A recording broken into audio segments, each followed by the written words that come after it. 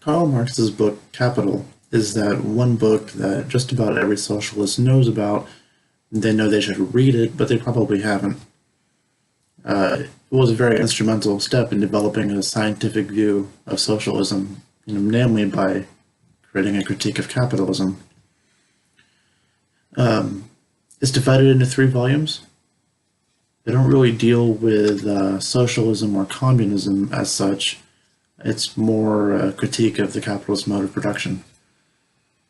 It starts by laying out a labor theory of value, then describing how capitalism works, how it started, why it's unstable. In my opinion, the first three chapters of the book, where Marx sets up his foundation for his analysis of capitalism, are probably the hardest to get through. And Marx recognized this in his preface to the French edition. I've heard it said you could start the book at chapter 4 and then go back after you're done and read the first three chapters. I'm not really convinced of that myself, but if that works for you, then have at it. Something important to understand is that this book is not about solutions. It describes the problem, but it doesn't really focus on overcoming capitalism or what a post-capitalist future would look like. If you want some of that, you could read Critique of the Gotha Program or Lenin. Something I've noticed reading this book is that it made a lot more sense as you got toward the end. That's something I've heard other people say. For me, certainly, it made a lot more sense reading it the second time. The first time reading it through, you're kind of like, where is Marx going with this? But it makes a lot more sense as you work your way through it the second time.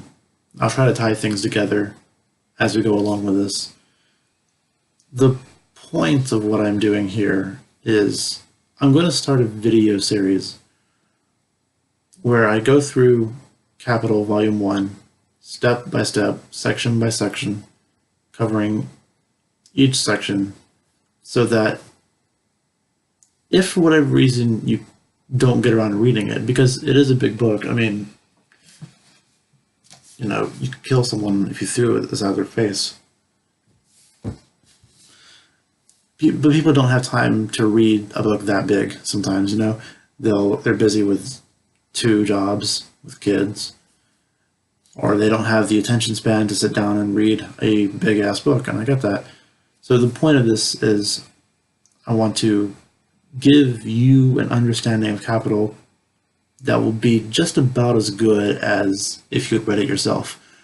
Obviously, there is no substitute for actually reading the book, but barring that, I'm hoping that this will give you a functional understanding of capital. This book has been called the Bible of the working class. And if you're a working class individual, it's definitely important to understand these concepts. I have to add the obvious caveat, I am not a professional economist. What I am presenting will be my understanding of capital, augmented by several study guides I found online. So if you'll bear with me for however long this takes, hopefully you can become intimately familiar with Marx's analysis of capitalism.